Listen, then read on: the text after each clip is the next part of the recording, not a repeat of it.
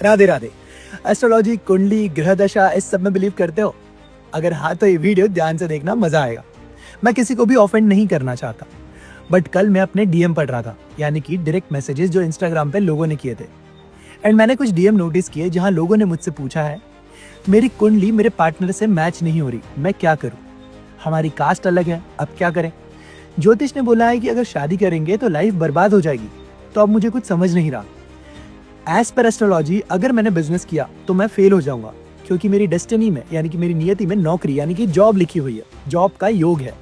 And personally I find this very funny. अब जो बोलूंगा वो ध्यान से सुनना एंड पूरा वीडियो देखकर अपना ओपिनियन नीचे कमेंट में बताना, बिना गुस्सा किए। भगवान श्री राम का विवाह और उनका राज्याभिषेक दोनों ही शुभ मुहूर्त देखकर किए गए कार्य थे। फिर भी ना उनका वैवाहिक जीवन सफल हुआ और ना ही जिस मुहूर्त में राज्याभिषेक होना था वो सफल हुआ। शादी के तुरंत बाद उन्हें वनवास जाना पड़ा और जहां राजा बनना था वहां वनवासी और भिक्षुक का जीवन जीना पड़ा।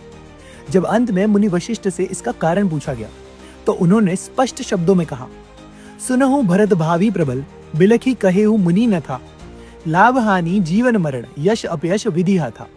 अर्थ, जो विधाता यानी कि ईश्वर ने निर्धारित किया है वो होकर रहेगा। न प्रभु श्री राम के जीवन को बदला जा सका, न भगवान कृष्ण के जीवन को। और महामृत्युंजय मंत्र का तो पता ही होगा, इससे शिव जी का आह्वान होता है। कहते हैं कि इससे मृत्यु टलती है। अगर ऐसा था तो शिव जी स्वयं अपनी पत्नी सती की मृत्यु को क्यों नहीं टाल सके? न गुरु अर्जुन देव जी और न ही गुरु तेग बहादुर साहिब जी, यहाँ तक कि 10वें पातशाह गुरु गोविंद सिंह जी अपने साथ होने वाले विधि के विधान को टाल नहीं सके, जबकि ये सभी लोग समर्थ थे। न रावण अपने जीवन को बदल पाया और न ही कंस अपने जीवन को बदल पाया, जबकि दोनों के पास समस्त संसार की सारी शक्तियां थी, सारा ज्ञान था। मानव अपने जन्म के साथ ही जीवन मरण, यश अपयश, लाभ हानि, स्वास्थ्य बीमारी, देह रंग, परिवार, समाज, देश, स्थान, सब कुछ लेकर आता है।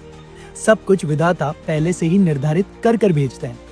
इसीलिए सरल रहें, सहज रहें, मन, कर्म, वचन से सदकर्म में लीन रहें। मुहूर्त ना जन्म लेने का था और ना ही मरने का होगा, इसीलिए फिर शेष अर्थहीन है। प्रभु स्मरण में रहें और आगे बढ़ते रहें। तो अब जैसा कि मैंने वीडियो की शुरुआत में पूछा था, कुंडली, एस्ट्रोलॉजी, ज्योतिष विज्ञान, इस सब के बारे में आपके क्या विचार है, नीचे कमेंट सेक्शन में बताना। मिलते हैं अगले वीडियो में किसी और सवाल, किसी और फैक्ट, किसी और जवाब के साथ। जय श्री कृष्णा। और हाँ, फॉलो कर लेना। एंड हाँ, वीडियो उस दोस्त के साथ जरूर शेयर करना जो अपने एस्ट्रोलॉजर की सलाह की वजह से डरा हुआ है। मिलते हैं अगले वीडियो में।